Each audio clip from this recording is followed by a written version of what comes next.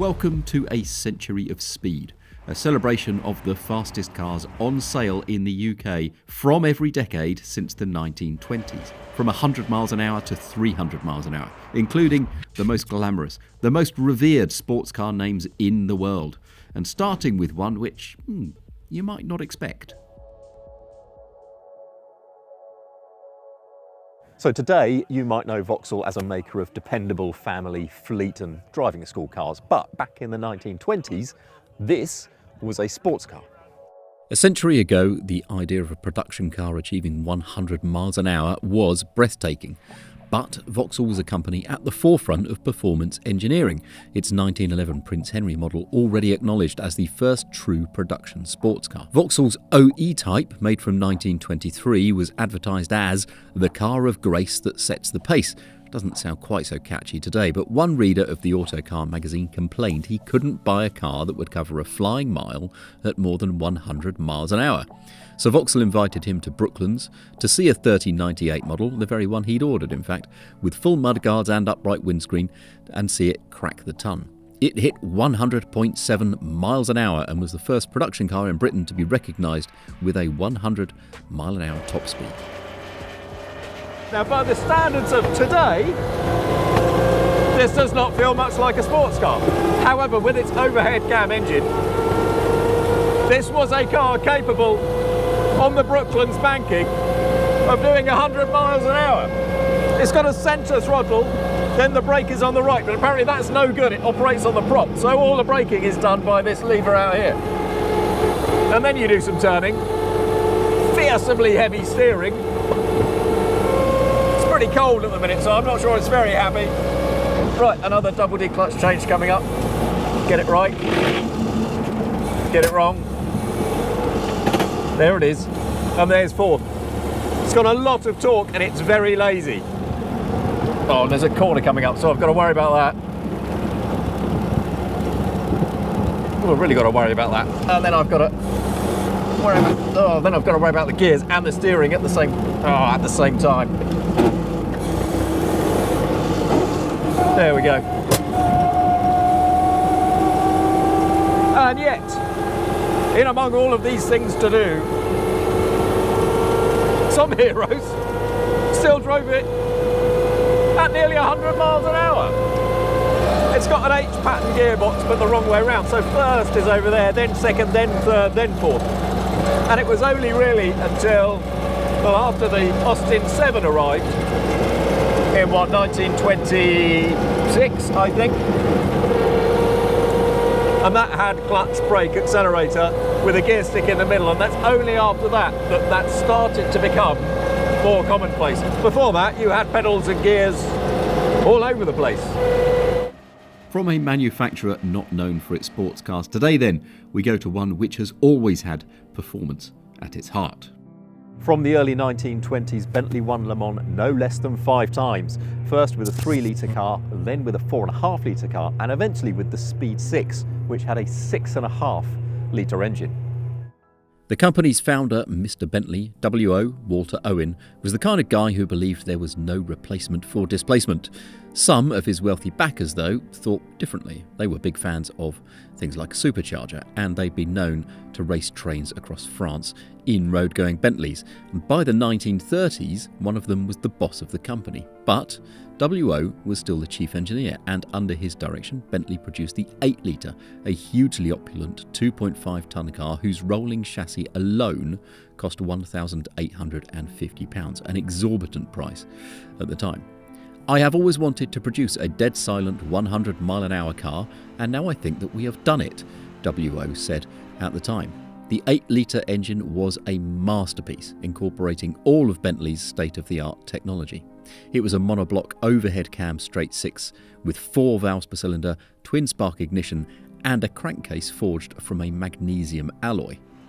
And we're away. What a lovely thing. There's no synchro mesh apparently, so I will have to double D-clutch and hopefully...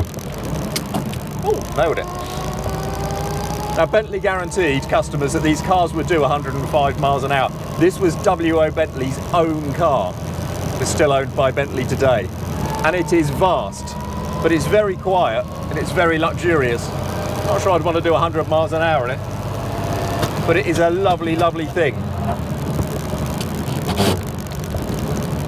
There we go, there's the... Now, Bentley made 100 of these, but unfortunately it arrived at the same time as the Great Depression. So, it didn't make them any money. In fact, it cost them so much money that Bentley was bankrupted. And it had to be rescued in 1931 by Rolls-Royce. And the two companies stayed together until 1998, when Bentley and Rolls-Royce were separated by a man we'll come back to later.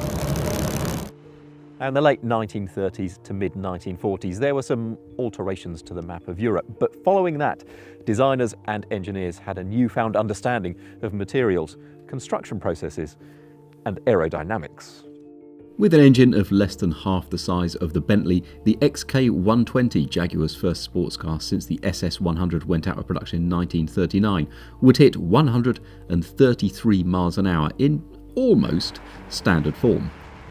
Now, that car had an aero screen rather than the full height windscreen of this car, but otherwise it was as it drove off the forecourt. And it is lovely. That engine is so silky smooth, the steering is so beautifully direct. You have to say that by the 1950s, late 1940s, early 1950s, people had started to get cars absolutely right. In modified form, the XK went much faster again, as fast as 172.412 miles an hour on the Jabecky Highway in Belgium, a stretch of closed road also used by car magazines of the day. In 1950, an XK120 even finished 5th overall in the grueling Mille Miglia road race, but in the early 1950s, a newly resurgent German powerhouse had other ideas. The 300 SL was how Mercedes returned to sports car racing for the first time since the 1930s. The 300 SL, or W198 to give it its codename, took second place at the 1952 Mille Miglia and the top 2 positions overall at that year's 24 Hours of Le Mans. Now, Mercedes had not intended to build a road-going version of its SL race car, but in the 1950s, America was booming and Americans wanted to spend big money on exotic cars. So at the 1954 New York Auto Show, Mercedes relented and it introduced this, the 300 SL Gullwing. It would cost $11,000 and it would hit 146 miles an hour.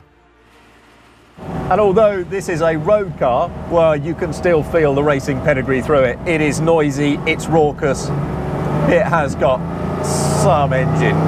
What a sensational motor car. It gets hot in here. People who drive them a lot say they do get really warm. It's that kind of thing. It's quite uncompromising, really, but it's very sophisticated. Old cars do tend to get, as things wear, they tend to get a little bit of slack around the straight ahead, but as you turn, it just sort of takes up weight and feel. The gearbox is really, really good, much better than some British gearboxes of similar age. And this car was from an age when racing really did improve road cars. Race cars really improved road cars. And this is from an age when I just think you could drive this at speed for hour after hour after hour. If the 300 SL Gullwing was directly created from a racing car, our next car was, albeit more loosely, inspired by competition too. In the 1950s, racing cars began to have their engines placed behind the drivers. That wasn't generally the case, though, with most road cars. Until, that is, a very small team of brilliant young engineers at the Italian Grand Tourer maker Lamborghini came up with this, the Miura. And, I mean, just look at it. If there is a better looking car than this in the whole of Christendom, I don't know what it is. The reasons for putting an engine behind the occupants is sound. For one, they can sit lower because they don't have to look over the engine to see where they're going. That reduces the frontal area of the car, an aerodynamic advantage, which means that fitted with a transversely mounted V12 engine like this Miura went on to become the fastest car of the 1960s, with a top speed of 174 miles an hour. Secondly, putting the engine in the middle of the car can bring the big mass of the engine and gearbox closer to the centre of the car itself, which reduces the science bit coming polar moment of inertia and makes the car more agile and turn faster. Now that's all well and good in a racing car, but for a road car, that kind of lack of inertia can make it quite twitchy. And they say never meet your heroes, but, well, let's find out. Takes a while to clear its throat, and then, oh man, what a noise. What an engine. The driving position is appalling, but it's just so lovely.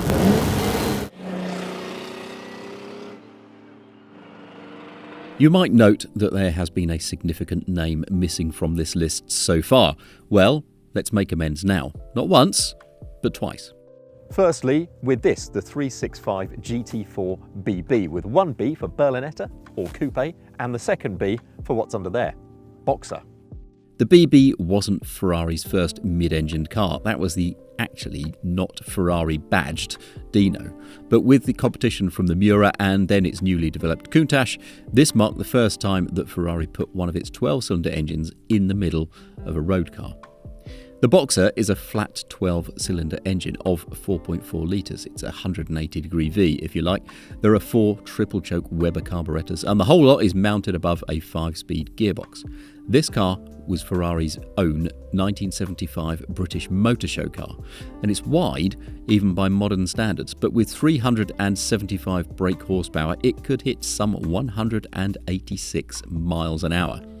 That made it the fastest production car available in the UK in the 1970s. The 1980s, well, that would bring up a rather more significant number. It was the late 1980s then that the top speed number hit new heights, 200 miles an hour, or 202 to be exact. When the Ferrari F40 arrived, some said it was a cynically created car. Ferrari's rare 288 GTO was selling for big prices. Porsche was finding buyers with its technological fest, the 959, which, like the F40, was developed for a race series that no longer existed. Some composite construction aside, the F40 was a relatively simple proposition. Just had 2 seats, it didn't weigh very much, and it had lots and lots of power. The F40's twin-turbocharged V8 made 478 brake horsepower, a staggering figure back in the day. Now, at the time, Ferrari assured AutoCar that regardless of the 959's existence, it would still have made the F40. It said that customers had told them the 959, and other Ferraris for that matter, were becoming a bit too plush. Ferrari said it wanted the F40 then to be fast, sporting in the extreme, and Spartan.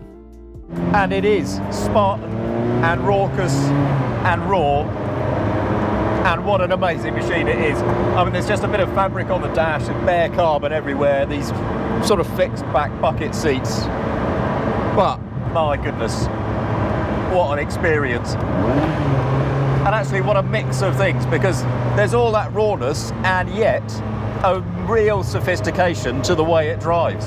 The ride quality is very good. The steering is just sublime. It's unassisted, as are the brakes. But everything is so linear and so positive, and it weighs so little that it just turns and grips. They are such lovely cars, F40s. Really, really brilliant.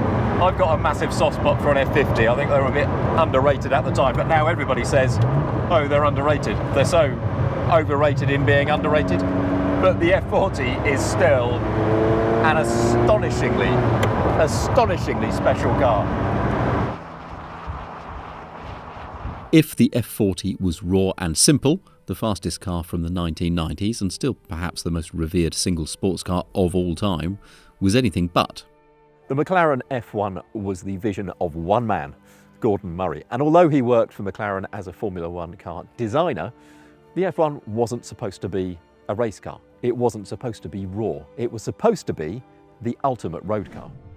McLaren had established itself as the most successful F1 team of that era, but slightly disillusioned with the sport, Gordon Murray asked McLaren to let him follow his road car dreams. Then he set about designing a carbon fibre tub with 3 seats and a central driving position. Having looked around a few manufacturers, he eventually asked BMW to create a naturally aspirated V12 engine. He wanted to bring the car to the road at around 1,000 kilograms and 550 horsepower. He came close to the weight and easily exceeded the power. The F1's 6.1-litre V12 sent the car into the record books with a 240.1 mile an hour top speed. Although it was a road car, it won Le Mans outright too, and McLaren built just 106 of them, cementing the F1's place in history and guaranteeing it would be a future megastar with a price to match. So expensive, in fact, that we haven't been able to insure it today. But we have done once before. And let's just hear.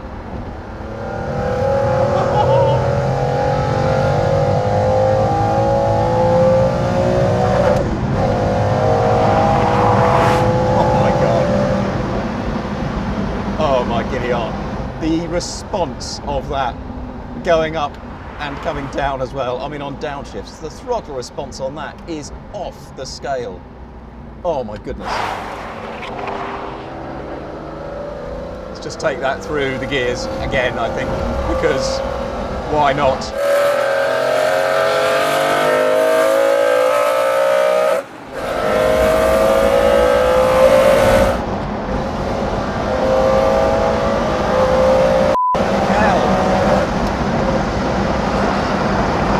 Oh my word.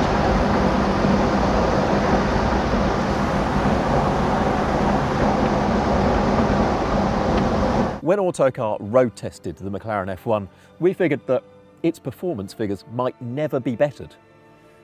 We were wrong. So you know I mentioned earlier the guy who was responsible for separating Bentley from Rolls-Royce. Well, his name was Ferdinand Piëch, and he was the head of Volkswagen Group when it happened in 1998. Actually, funny story, he wanted to buy Rolls-Royce as well, but didn't quite manage it. However, he was also responsible for the resurgence of Bugatti with this, the Veyron. No production car had ever had such an unreasonable brief as the Veyron. It had to have 1,000 horsepower, a top speed of over 250 miles an hour, and it was allowed a price of €1 million. Volkswagen Group struggled to get it done. A concept was shown at the 1999 Tokyo Motor Show with a never-to-be-used W18 engine, and it took until 2005 and multiple re-engineerings before the Veyron finally reached the streets. The thing about the Veyron is that it makes going incredibly fast incredibly easy.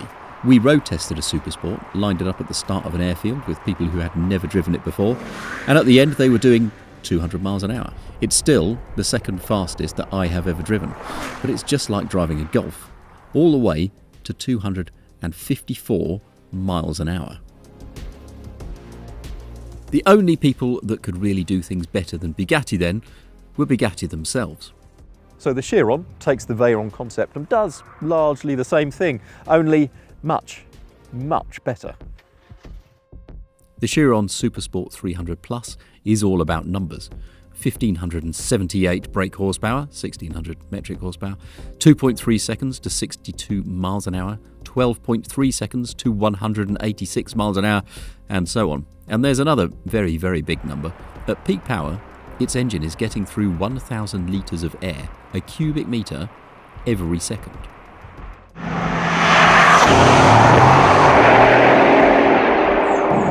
Anyway, what is it like? Well, it gets on unbelievably fast, right? There's a little bit of turbo lag because it's still making 200 brake horsepower per litre. Of course there's turbo lag. It pushes on like you would not believe.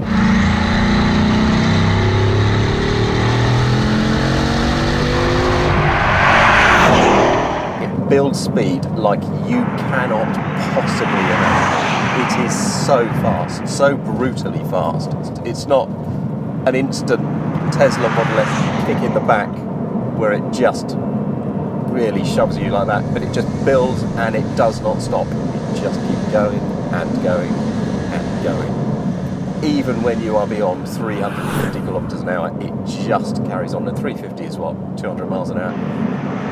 But actually, despite all of the power and technology and the cost, so much of the Chiron's pace is actually about its tyres.